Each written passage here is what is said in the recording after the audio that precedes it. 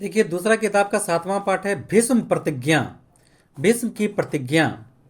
तो अब हम आपको ये बता दें कि ये भीष्म पितामह क्या हैं और कैसे, इनके बारे में एक कहानी बहुत दिलचस्प है और एक आध गो कहानी आता, इसमें से प्रश्न आता है। भीष्म पितामह भीष्म पितामह राजा शांतनु और गंगा के पुत्र थे। तो राजा शांतनु एक बार घूमने के क्रम में जब घूमते हुए जाते हैं तो नदी किनारे धीवर की पुत्री को, मतलब केवट राज की पुत्री को देखते हैं। मल्लाह के जो राजा था उसकी पुत्री को देखते, उसका नाम सत्यवती था। वो अति सुंदर था। राजा शांतनु की नज़र जैसे उस लड़की पर पड़ती है वो सम्मोहित हो जाते हैं। और वो राजा शांतनु यानी भीष्म यानी देवव्रत के पिताजी उस लड़की के पिता से शादी करने का प्रस्ताव रख देते हैं। तो लड़की के पिता यानी धीवर राज कहते हैं, सत्यवती के पिता कहते हैं कि यह शादी में कैसे प्रस्ताव स्वीकार कर लूं, आपके एक बड़े पुत्र हैं। शर्त मेरे साथ यही आपके साथ है कि यह मैं अपनी पुत्री का विवाह तभी आपके साथ कर सकता हूं जब मेरे पुत्री का पुत्र ही राजा बनेगा। इस बात से राजा शांतनु अति दुखी हो जाते हैं, क्योंकि उनका ज्येष्ठ पुत्र देवव्रत थे और नियम के अनुसार ज्येष्ठ पुत्र राजा होता है। वो काफी उदास रहने लगे। राजमहल में अपने पिताजी को अप्रसन्न देख, दुखी देख, पीड़ित देख देवव्रत को बहुत कष्ट हुआ। उन्होंने पिताजी से बहुत पूछा पर कुछ नहीं बताया। तब मंत्रीवर से पूछे, मंत्रियों ने उन्हें बताया एक धीवर की कन्या से वो सम्मोहित हो गए हैं, उन्हें अति सुंदर लगा, उन्होंने शादी का प्रस्ताव रख दिया है। और तो पता किए कि आखिर इसमें दिक्कत क्या है, शादी तो कर लेते, कोई दिक्कत नहीं है। तो कहा, मंत्रीगण कहे कि धीवर वो मतलब मल्लाह राज तभी अपनी पुत्री सत्यवती का विवाह राजा शांतनु से करेगा जब उनके द्वारा उत्पन्न यानी सत्यवती के द्वारा उत्पन्न संतान राजा बनेगा। इस प्रकार ये बात सुनकर बहुत दुखी होते हैं देवव्रत और कहते हैं अगर पुत्र सामर्थ हो और अपने पिता का कष्ट दूर न करे तो ये पुत्र पर धिक्कार है, धिक्कार है। और तुरंत ही वो पहुंच जाते हैं धीवर के पास पहुंच जाते हैं, मल्लाह राज के पास। और मल्लाह राज जब देखता सुंदर सुडौल युवक का तो अपने आने का कारण पूछता है अभिवादन करते हुए।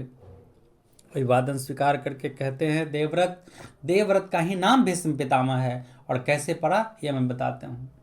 तो पूछते हैं आने का कारण, तो कहते हैं देवव्रत कि हे महाराज, हे धीवर राज, मैं आपके पास शादी का प्रस्ताव लेकर आया हूँ क्योंकि मेरे पिताजी आपकी पुत्री से विवाह करना चाहते हैं। पुनः धीवर राज ये बात बताते हैं कि मैं तभी विवाह कर सकता हूँ जब मेरे पुत्री के द्वारा उत्पन्न संतान राजा बनेगा, लेकिन आप राजा शांतनु के ज्येष्ठ पुत्र हैं, तो इस नियम से आप राजा बनेंगे तो मेरे पुत्री के संतान का क्या होगा। यहाँ पर देवव्रत कहते हैं कि आपके पुत्री का पुत्र ही राजा बनेगा, मैं ये वचन देता हूँ। फिर भी उन्हें विश्वास नहीं होता है तो तरह तरह की बातें करते हैं, बात होते रहता है। जब धीवर को विश्वास नहीं होता तो देवव्रत दृढ़ता पूर्वक कहते हैं हे दासराज यानी धीवर सत्यवती के पिता को, यह कोई बाधा नहीं है, आपकी प्रतिज्ञा पूरी करने के लिए मैं दृढ़ संकल्प हूँ। महाराज के बाद सत्यवती का पुत्र ही राजा होगा। मैं सैकड़ों बार सबके सामने घोषणा करता हूँ, इसलिए आप निर्भय होकर विवाह के लिए कृत संकल्प हूँ।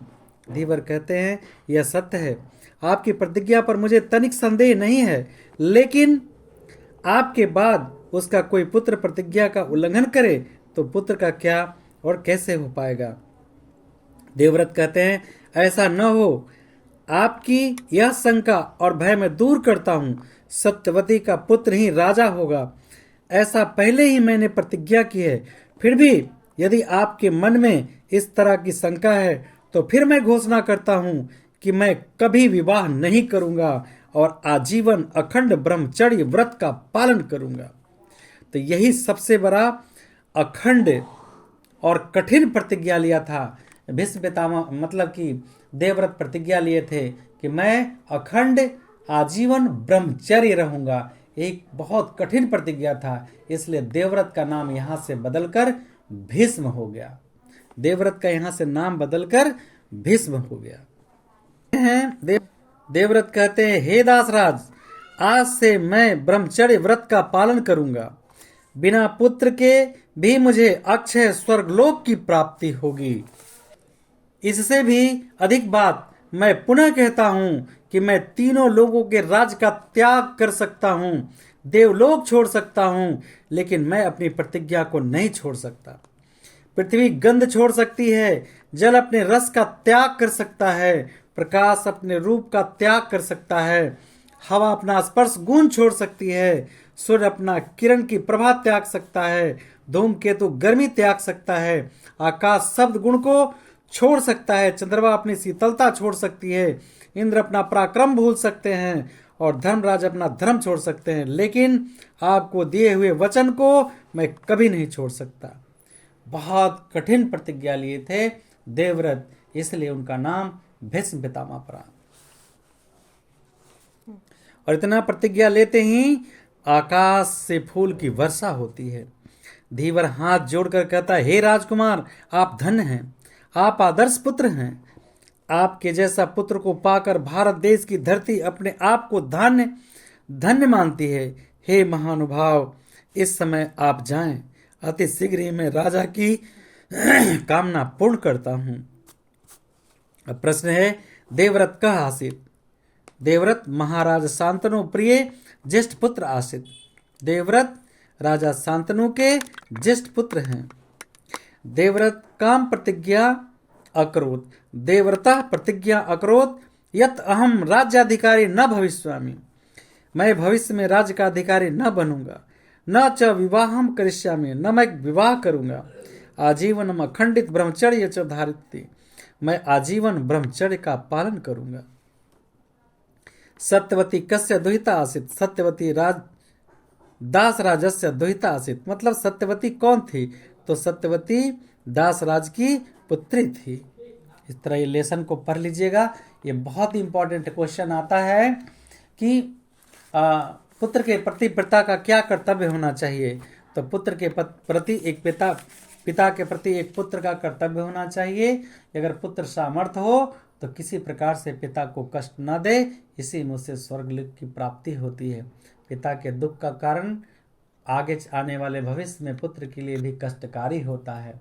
और बहुत सारे ऐसे कहा भी जाता है, बहुत सारे ऐसे गांव घरों में कबीत भी कहे जाते हैं कि बड़े पूत पिता के धर्म में, खेती उपजे अरब अपना कर में। तो पिता के धर्म का, लेकिन पुत्र अगर सामर्थ्य हो तब, अगर पुत्र असमर्थ है तो अपने पिता की खुशियों का ख्याल तो रखता ही है, रखना भी चाहिए।